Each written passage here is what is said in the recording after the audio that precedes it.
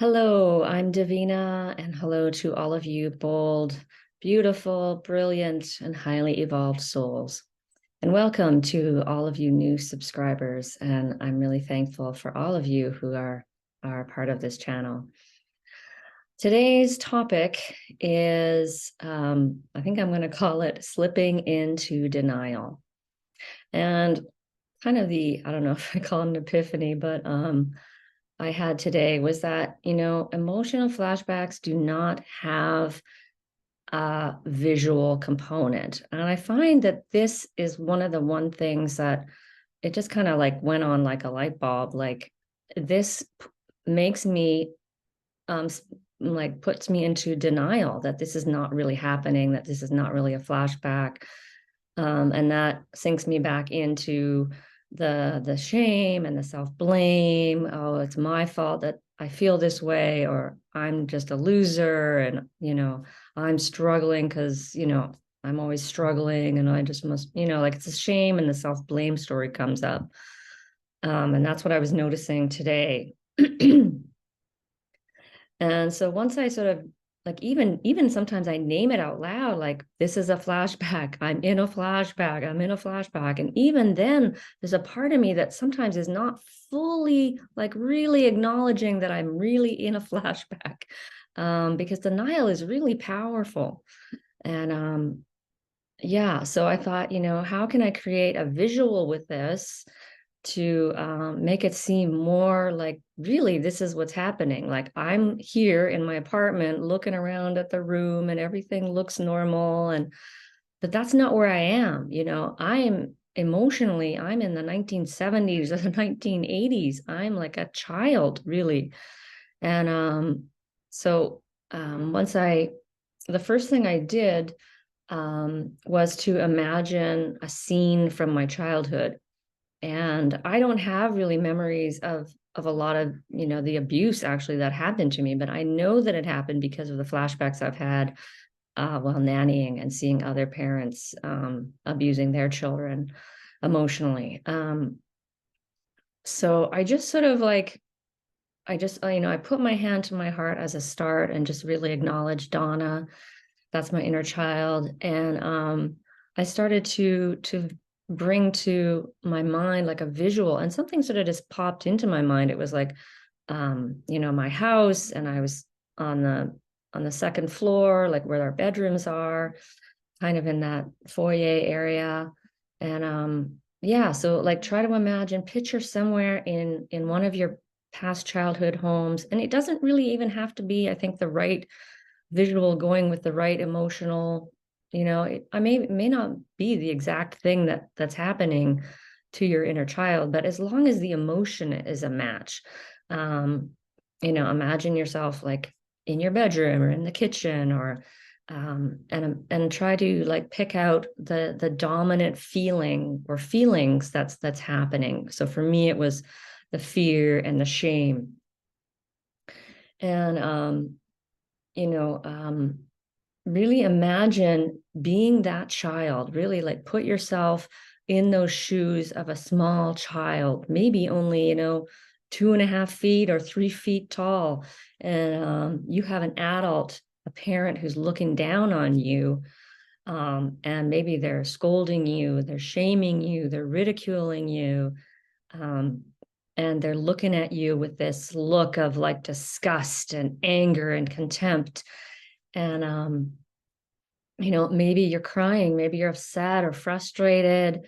And you know you as a child totally depend on that parent. So it's also important to have that as an understanding as well, to understand that you want their approval, and if you don't get their approval, or you sense that you're doomed, right? You're really doomed if you don't have their care, their support. And yeah, so so to sort of bring something, that sort of image to mind, that you're a small child, you're in your childhood house or room, and there's your parent, your mother, your father, or your main caregiver, looking down on you, and you're small. um So that's kind of the first part. And the second part is to really talk to your inner child in the present tense, because for her, it's happening right now. So, like using present language. Sometimes I just say, I hear you, Donna. It's so scary, isn't it? So scary, isn't it, right now, Donna? I hear your pain. Or a couple other things I wrote down here, like speaking a child, like something that child will understand, like mommy's being really mean to you right now, isn't she? Or daddy's not being nice.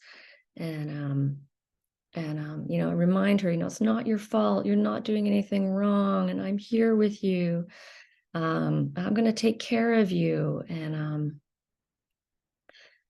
Yeah, just sort of focus on those kind of dominant feelings. If it's loneliness, then, I hear you're feeling really lonely right now. You must feel so lonely and so sad, or whatever those feelings are, using present tense. And thirdly, imagine that your adult self now has stepped into that scene. So, you got your parent who's berating you or whatever, and the child is, feeling sad and frightened and ashamed. And now you step in and, you step in between them, and you're talking now to the parent, and you're sheltering and protecting your inner child maybe behind you. And maybe you're even like doing this, with your finger in the air, and you're saying to your parent, F you, or, or like F off. And some other things I thought, like, leave Donna alone. Your behavior is despicable. Shame on you. Donna is a sweet and innocent girl. She's a sweet and innocent child. What's wrong with you? What's wrong with you treating your child like this right now? Go to your room. Go to your room and don't come back until you can be kind and respectful and empathetic. Right? Like, talk to your parent like they're right there. And you can do this mentally as well. I think obviously, like, adding the verbal out loud is more effective. We can't always do that when we're like at the store or we're at work or whatever, but you can kind of use some of this language. I like the what's wrong with you, because you're really turning it around, because really what they're always communicating to you is what's wrong with you, what's wrong with you. So you turn it around, and the shame on you, like, shame on you, what's wrong with you treating your child like this? It's wrong, right? You're being nasty, you're despicable, your behavior disgusts me, like, let them have it. I also made a note here that it's really important to understand that a narcissist has no problem throwing their child under the bus, so to speak, because when their shame starts coming up,